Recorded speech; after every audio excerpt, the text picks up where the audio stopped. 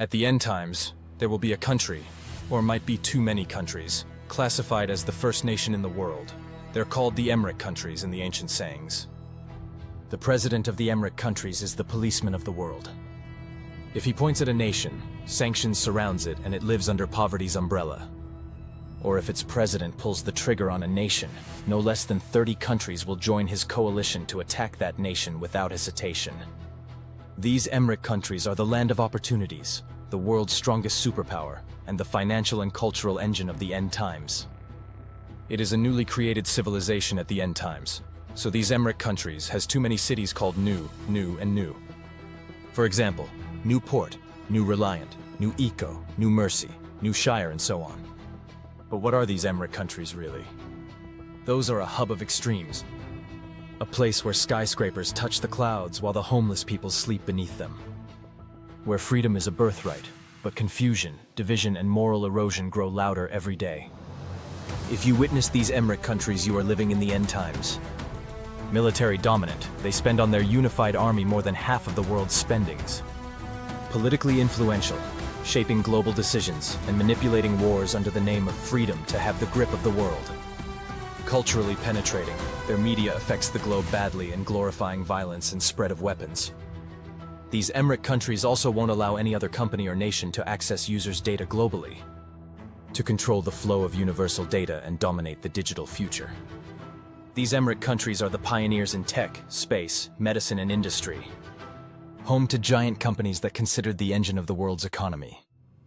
These Emmric countries are the nation of contradiction because wealth and poverty, liberty and surveillance, unity and polarization all exist side by side in the Emmric countries. These Emmric countries claim moral leadership while supporting and struggling with supporting and funding the end times gathering of Jews in Jerusalem, which is considered an occupation in international law and human morals, and struggling with internal division, racial tensions, and inequality. Debates over gender, identity, and freedom of speech now define cultural battles. These Emmric countries are symbol of strength, chaos, dreams, and warnings at the end times. Major exporter of immorality through unlawful interveners, media, and rebellion. Unnatural ideology like LGBT is being sponsored globally by the Emmric countries and distract people from faith and truth.